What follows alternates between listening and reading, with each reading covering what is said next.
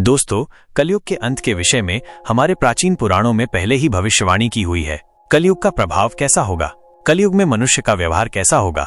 कलयुग की स्त्रियां कैसी होगी? कलयुग में मनुष्य का आकार और आयु कितनी होगी? कलयुग में पाप और पुण्य की परिभाषा क्या होगी? कलयुग में मुक्ति पाने के कौन से मार्ग होंगे तथा कलयुग का अंत कैसे होगा आदि के विषय में हमारे प्राचीन पुराणों में कलयुग की भविष्यवाणी की गई है। भगवान श्री कृष्णा ने कलयुग का वर्णन गरुड़ जी के सामने किया था, जिसके बारे में प्राचीन गरुड़ पुराण में बताया गया है।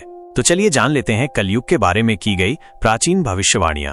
कलयुग का अंत धर्म की सफलता, अनुशासन की कमी, मनुष्यों में बढ़नी दुर्भावना, धन की लालसा अत्यधिक का प्रभाव, भ्रष्टाचार से बढ़ता व्यापार, गुरुजनों तथा पूज्य लोगों की निंदा, स्त्रियों में व्यभिचार और अनाचार आदि लक्षणों से कलयुग की पहचान होती है। भगवान श्री कृष्ण ने कहा था कि कलयुग में मनुष्य का मन अत्यधिक कठोर हो जाएगा। मनुष्य अशांत, चंचल, धर्म से विमुख होकर अधर्म के पाठ पर चलने वाले होंगे। उन्हें शास्त्रों का ज्ञान नहीं होगा। जिसके मुख से जो भी निकलेगा उसे ही शास्त्र समझा जाएगा। कलयुग के अंत में धर्म और आसुरी शक्तियों का विनाश होगा और पुनः नए युग का आरंभ होगा, अर्थात फिर से सत्य युग का आरंभ होगा और सृष्टि का यह चक्र चला रहेगा। चारों युगों में कलयुग अंतिम युग होता है। सबसे पहले सतयुग, उसके बाद त्रेता युग, फिर द्वापर युग और अंत में कलयुग। महाभारत के युद्ध के पश्चात कलयुग का आगमन पृथ्वी पर हुआ था। यह योग धार्मिक और आध्यात्मिक स्थिति में सबसे कम प्रगति करने वाला माना जाता है। मान्यता के अनुसार आज से 31,037 साल पहले भारत का युद्ध हुआ था और कलयुग का आरंभ इस युद्ध के 35 वर्ष के पश्चात हुआ। भगवान श्री कृष्ण कहते हैं, कलयुग में लोग अपने स्वार्थ को ही सर्वोपरि मानेंगे। धर्म का त्याग करके मटेरियलिस्टिक उद्देश्य को अपनाने के लिए जी जान से कोशिश करेंगे। धर्म में विश्वास न होने के कारण लोग अन्यायपूर्वक आचरण करेंगे। यदि हम आज के समय में देखें तो पाप इतना बढ़ चुका है, मानो ऐसा लगता है कलयुग का अंत अब निकट आ चुका है। लेकिन कुछ विद्वानों के अनुसार ये तो बस शुरुआत है, आगे कलयुग और भी भयानक रूप लेने वाला है।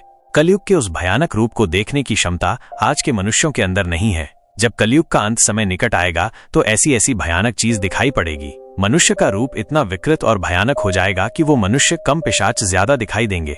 तो आइए जान लेते हैं गरुड़ पुराण में कलयुग के अंत के विषय में क्या कहा गया है। गरुड़ पुराण के अनुसार एक बार गरुड़ जी ने भगवान श्री कृष्ण से पूछा है, प्रभु, चारों युगों में कलयुग को ही सबसे भयंकर और दुख कारक माना गया है। इस कलयुग का अंत कैसे होगा और कलयुग का अंत समय निकट आने पर कौन से संकेत दिखाई देंगे? तब भगवान श्री कृष्ण ने गरुड़ को कलयुग के अंत के समय मिलने वाले भयानक संकेत के बारे में बताया है। जब पृथ्वी पर चारों तरफ ऐसे संकेत दिखाई दे तो मनुष्य को समझ जाना चाहिए कि कलयुग का अंत निकट आ चुका है और अब सृष्टि का अंत प्रलय से होगा। सबसे पहले संकेत भगवान श्री कृष्णा के अनुसार कलयुग का अंत समय निकट आने पर मनुष्य की आयु घटकर केवल 20 वर्ष विशेष रह जाएगी। 12 वर्ष की आयु में ही मनुष्य के बाल पाक जाएंगे। उनका शरीर अत्यंत कमजोर और सफेद रंग का होगा। कलयुग में स्त्री 8 या 9 वर्ष की आयु में ही संतान को जन्म देगी। कलयुग की औरतें बहुत ही क्षण और छोटे शरीर वाली लेकिन अधिक भोजन करने वाली मंद भाग्य होगी। कलयुग स्त्री कम संतान को उत्पन्न करने वाली और अत्यंत क्रोधी स्वभाव की होगी। वह अपनी संतान को दूध भी नहीं पिलाएगी और ना ही उसका पालन पोषण करेगी। दूसरा संकेत भगवान श्री कृष्ण कहते हैं, कलयुग का अंत समय निकट आने पर संसार में पतिव्रता स्त्रियां दिखाई नहीं पड़ेगी। एक ही स्त्री कई पुरुषों से विवाह करेगी।